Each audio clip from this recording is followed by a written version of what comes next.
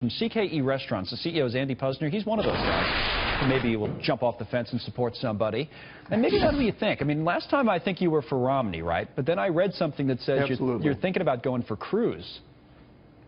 Well, I'm looking at a number of candidates. I like Senator Cruz. I like Marco Rubio. I like Jeb Bush. I mean, we have a very, very, very good cast of candidates, and actually this has been one cycle where it's been very difficult to choose one. Okay, why? I mean, because the conventional wisdom would be a guy that was for Romney would be for one of the quote-unquote establishment candidates, and I know you mentioned a few of them there. But if you're considering somebody like Cruz, that tells me you think there's something different this time about the way the election is playing out, or? I think it's incredibly important this cycle that we elect a Republican who has conservative economic values and can deal with the international situation. And so a number of candidates, I think, would make excellent presidents. And my only criteria this election is who can win. I think the most important thing is who can win.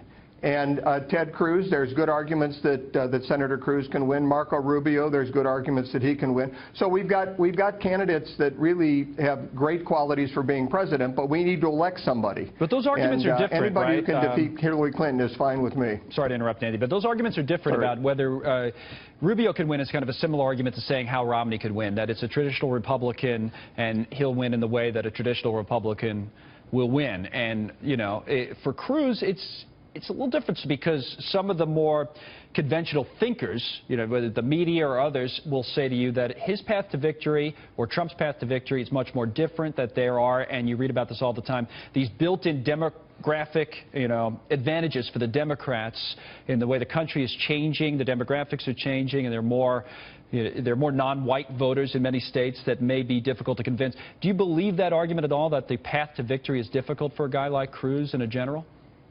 No, not at all. And I'll tell you, with Rubio, with Senator Rubio, you'll get more Hispanic votes, you'll get more minority votes.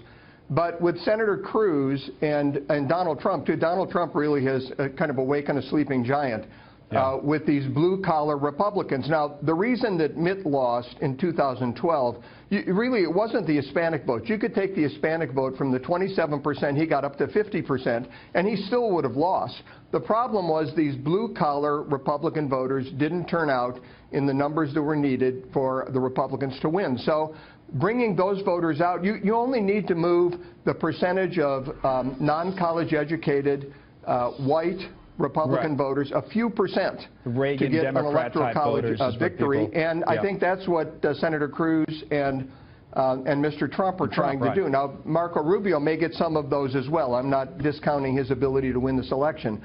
But it really, the demographic switch is nowhere near as important as people think. And there's a good website. Nate Silver has a good website, his 538 organization, where you can kind of adjust the numbers for these different demographics and see how it would have affected the last election. And it's really very different than people think. Yeah, I was playing around on there the other day, too. I'm a dork like you, I guess, it's really good. So, no, it is. Andy, thanks. Andy Puzder from CKE Restaurants. And maybe somebody will convince you tonight that they're a winner and that they could do it. I hope so. This is frustrating. Well, maybe tonight's the night.